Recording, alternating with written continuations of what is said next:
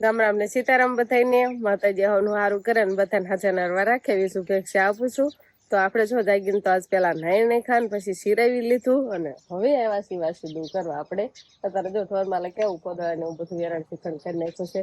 ઓલું પેલા છે ને જાગીને મોઢા ને એવું ધોઈને તરત પેલા વાસીદું કરવાનું હોય ને પછી નાવાનું ને ચીરાવાનું ને એવું બધું હોય.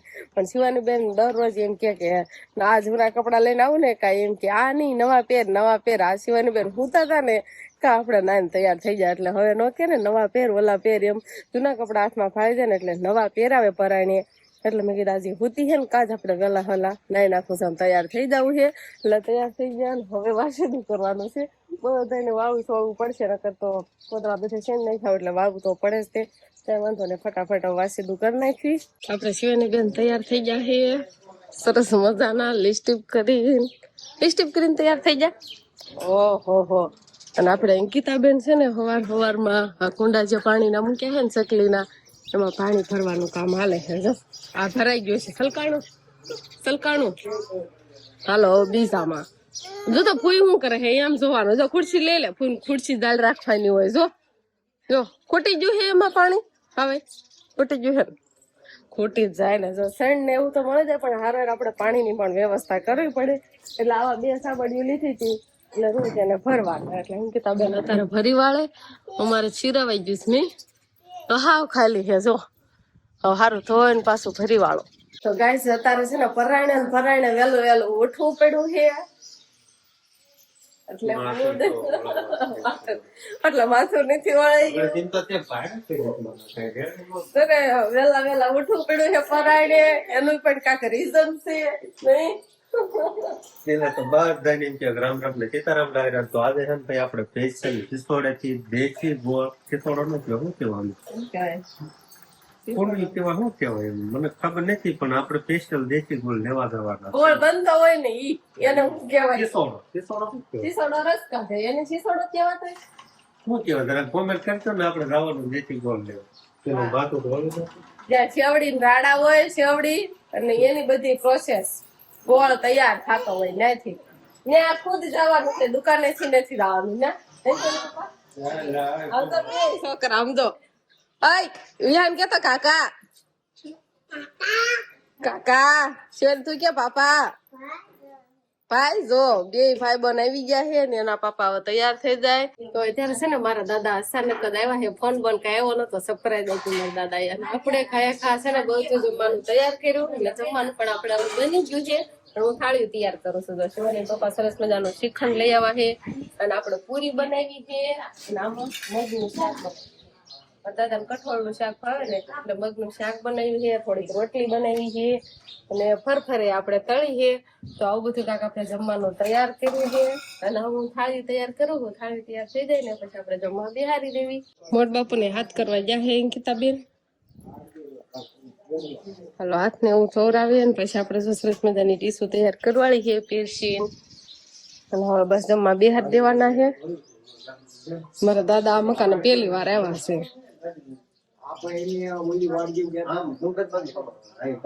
એક વાડીએ દાદા ની આંટો મારી એવા હતા ટુકડા ખેતા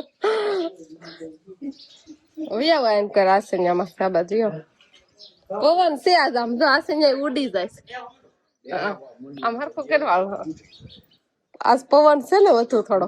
વસભાઈ એને તો પૂરી ખાવાનું ક્યારનું ચાલુ છે. શ્રીખંડ ને એવું કઈ નથી ખાવું. પૂરી હારે છે વોલ બાજુ હુયા છે. શ્રીખંડ નથી ખાવું વિયાન હાટું છે.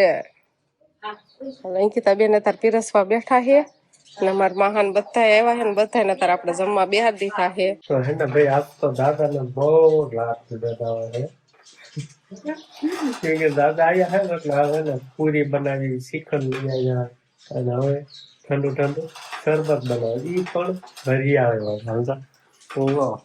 ક્યાંય અત્યારે હમાતો નહીં દાદા હાસવા ન પડે. હાસવા પડે. મારા દાદા ક્યારે આવ્યા છે ખબર છે?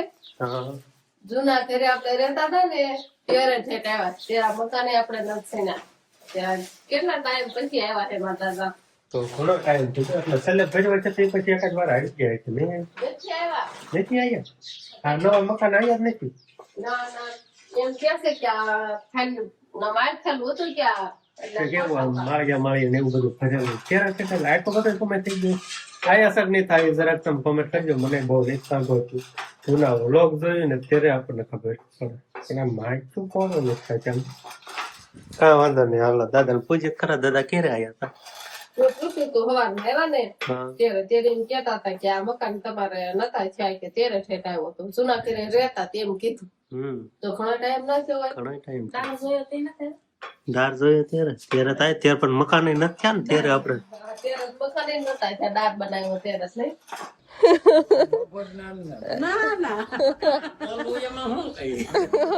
એટલે દાદા એમ કે છે મફત ના પૈસા કમાય છે એમ કે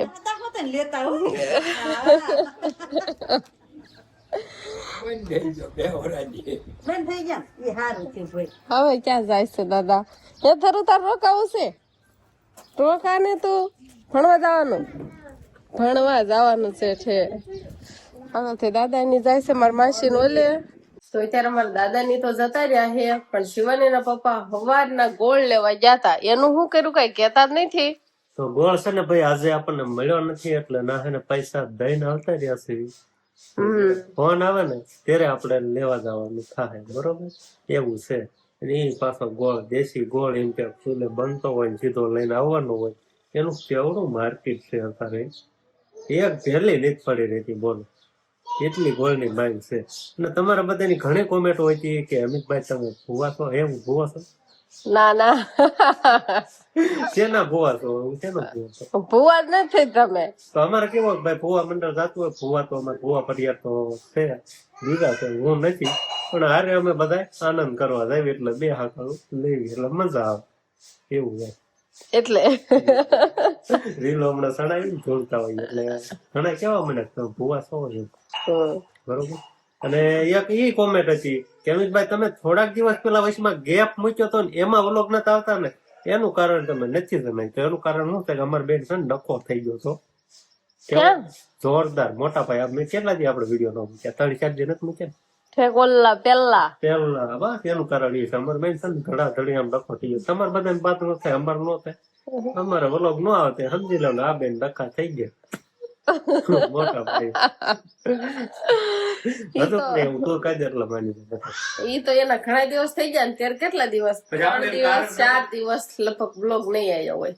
4 દિવસ થઈ ગયા 3 દિવસ હોય કે 4 દિવસ હોય એમ હતું. કે તમે એનો જવાબ જ ન દીધો. હાલો તમને જવાબ દઈ દીધો. હવે કઈ પ્રશ્ન હોય તો કોમેન્ટ કરજો. નેક્સ્ટ વ્લોગ માં આવી જશે એનો જવાબ, બરોબર? હા, એટલા માટે જ અમારો છે ને વ્લોગ નતા આવતો. આમ કેટલા 4-5 દિવસ અમારે બેન ઝઘડો. ડખો કેવો હોય છે બોલો? અમારે કેવું કેવાય 365 દિવસ નો ચેલેન્જ તૂટી ગયો એટલે મોટા પાયે ડખો હોય તો તૂટી ગયો હોય. ઘણી કોમેન્ટ હોય સમય ચેલેન્જ તૂટી ગયો પણ એમ ભાઈ અરે ડખો થઈ ગયો એટલે ચેલેન્જ થઈ ગયો.